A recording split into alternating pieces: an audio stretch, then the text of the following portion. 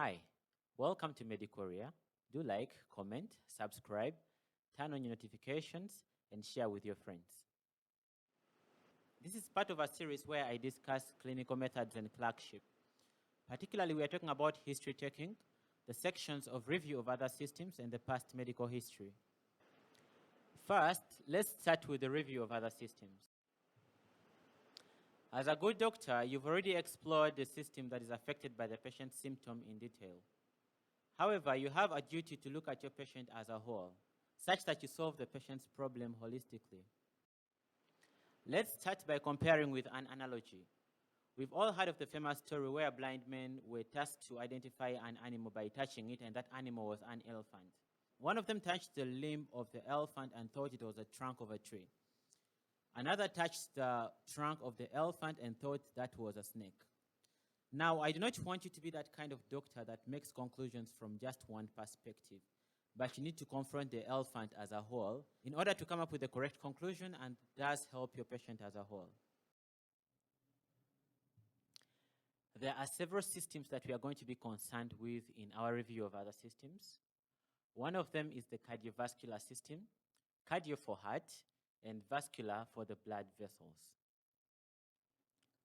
We are also going to review the respiratory system, the gastrointestinal system, or rather the digestive system, to include organs such as the liver and the pancreas. The musculoskeletal system, which comprises the bones, the muscles, the tendons, the ligaments, the joints.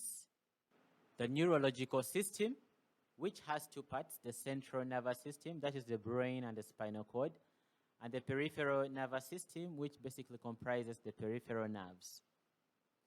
We also have to look at this system in two aspects, that is the motor aspect and the sensory aspect. The urogenital system, uro for the kidney, the ureters, the urinary bladder, and the urethra, and the genital system for the reproductive organs. I couldn't bring you images of the genitals in this PowerPoint presentation.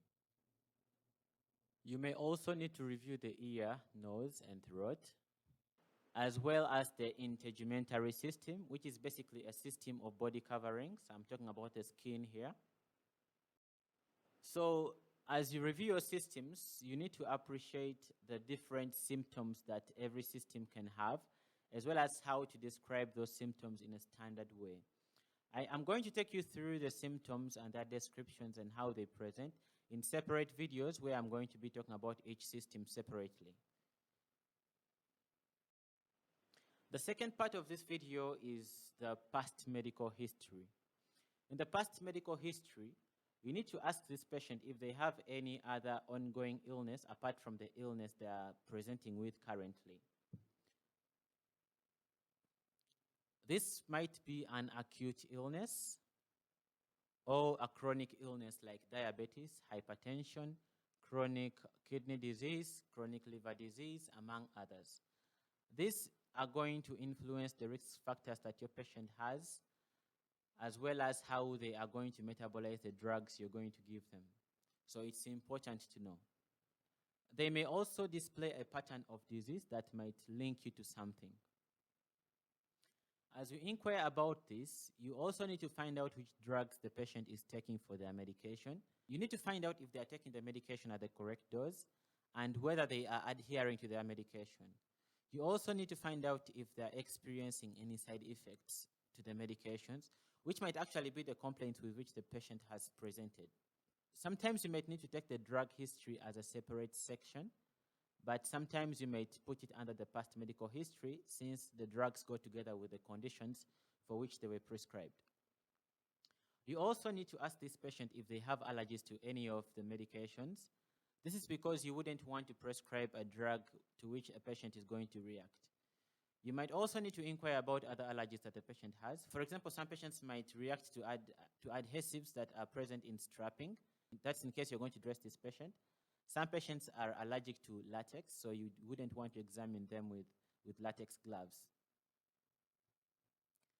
That is it for today's video. Thank you so much for watching. If you enjoyed this video, do like. And if you do not want to miss out on similar videos in the future, do subscribe by clicking the clickable link showing the logo of Medicoria on your screen. Thank you and see you in the next video.